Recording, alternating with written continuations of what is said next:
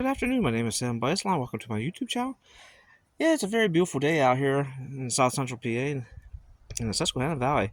Yeah, today I had to turn around and had a chance to take off work and a couple of things. Go ahead and change oil here on my 3500 HD high rail truck. This is a 2006 Chevy, and went ahead. It's getting ready to turn over 500,000 on it. It's only 10,000 miles off of 500,000, so it's a half a million on the truck. So yeah, just turn around and show you these ramps here are. I built these years ago, and how I built these ramps, you can see I used 2x6s and nailed them together. And what happens is, the way I have them designed, this whole thing tilts this way. So when you drive up on, the center of the hub, the center of the axle is right there in the center point.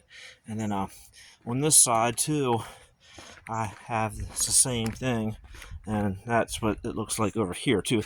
Now here I have it just out a little bit here. It needs to be in a little bit more, but for the weight of the vehicle, these ramps have worked very well. My grandfather actually had a set of these, and I went ahead and used his pattern to make them. This was made out of 2x4s from the 70s, and I turned around and made these out of 2x6s. And next time I'm going to do it, I'm going to go ahead and make them out of pressure treat wood. But yeah, so all you do is just, they sort of just lay down, and when you drive up, they sort of go over center, and voila, you got yourself your lift. And they worked all these years, and then obviously go back here and chalk the tires, and one right there and one right there. So yeah, I turned around and got the wheel changed. Drive shaft, I have to go ahead and buy a little drive shaft grease zerk adapter. It goes on the grease zerk gun to get inside to the grease zerk, and I had problems with that, so I had to stop and pick up one of them. But the biggest thing that we got going on right now, I'm gonna climb underneath here and take a look at show how this rail gear drive pump motor works. And right now it's not working, so the rail gear is out of service. I can't even get the rail gear to go up or down, and that happened back in March of this year. So I turn around, I have to climb up underneath here. I'll show you how this back rail gear, correct, that motor that drives the rail gear is right there. That's the motor. So the hydraulic oil reservoir is over here, and the electric is right there for the hot to run. And then there's a hydraulic hose that run all the way to the front of the truck along the chassis.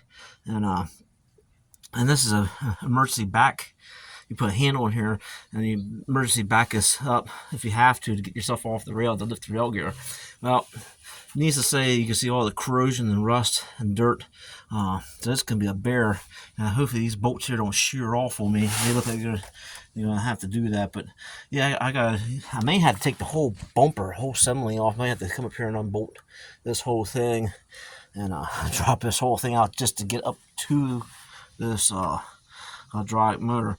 So needs to say, the rail gear on the high rail truck is out of service, and I go ahead and I report that on my monthly rail gear.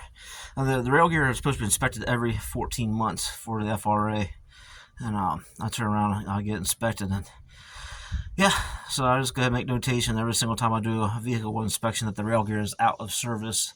And as long as you keep on writing it down, it's out of service, and out of service is out of service with the rail gear wise. So until I get ahead and get a chance to get this off and get it out here and get it worked on, and figure out why I don't have no current coming back here. I done checked the current, and I don't know if I have a break in the electrical line, but just so much dirt and corrosion. And you can see over here, the coils are right there, and that runs the rail gear up and down. And that whole coil box is just all dirty and grimy, and so yeah, it definitely needs some love here. Well, other than that, just one more project to put on the list for another nice day. I want to thank everybody for watching my YouTube channel, and we'll see you in the next go round. Have a good day.